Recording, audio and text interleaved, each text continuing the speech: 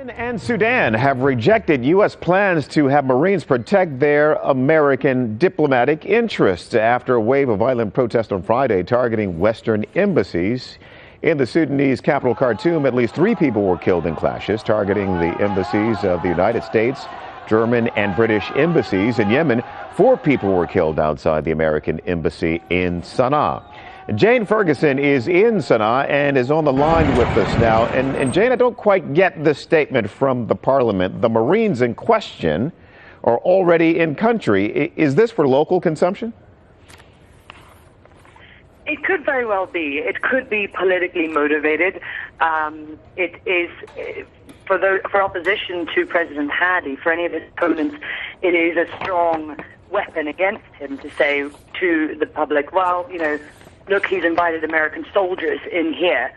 It could also simply be symbolic. People wanting to put their hand up and say, we would like it on the record that we don't support this.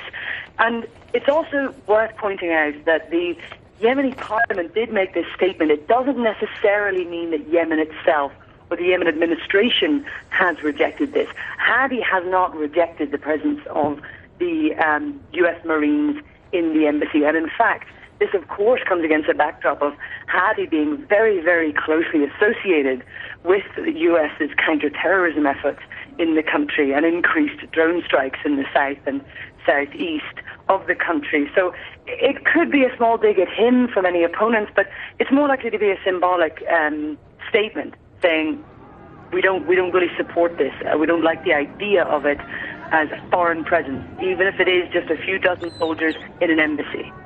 Okay, Jane Ferguson for us. Jane, good to talk to you. Appreciate it. Thank you. Let's get to Harriet Martin now. Harriet is in the Sudanese capital of Khartoum. And Harriet, again, I guess it's sort of the same question. The Marines, we know, are already in Sudan at the embassy. Are we talking about we're clearly talking about a new group, but why object to more after what we saw there on Friday? Well, I think for 2 reasons. I mean, number one, the Sudanese government has made it clear over this issue that it feels it's quite able to carry out its duty and protect U.S. embassy staff, as all international diplomatic staff, which it's obliged to under international conventions. And secondly, that the issue anyway for the Sudanese government of more foreign troops is on their soil is a very sensitive one. It's a question of sovereignty for them. And I think the message we've received this evening is very much, it's simply not necessary. We are quite capable of keeping your diplomatic staff secure. And that's to be seen over the coming days. Harriet, appreciated Harriet Martin in the Sudanese capital, Khartoum, for us. Tunisia's capital was among some 20 cities where mobs tried to storm consulate buildings on Friday. Medical officials say 4 people were killed and nearly 50 people injured in Tunis. An American school was also attacked.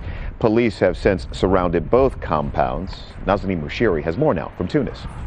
Well, things are still tense here in Tunis. There is a heavy security presence, particularly around the American embassy. There are military vehicles there as well. There are a lot of questions being asked about how this security breach could have happened right in the heart of Tunis, in what is supposed to be one of the most secure parts of the city.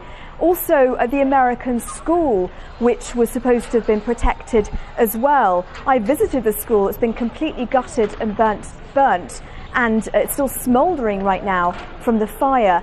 Now, there have been some arrests made of people the police say were involved in the attack, and also the police have issued an arrest warrant for members of a section of the Salafist movement here in Tunis known as Ansar al-Sharia. Now, they are being blamed in large part for the protests.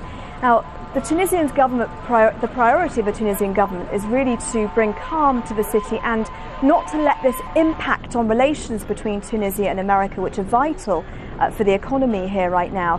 But interestingly, the ruling party Ennahda issued a statement condemning what happened, but also asking for an international law which criminalises the incitement of hatred or violence against religious beliefs. Basically talking about the video, the anti-Islamic video, and asking that without an international law, these kinds of demonstrations and protests in the Muslim world will happen again.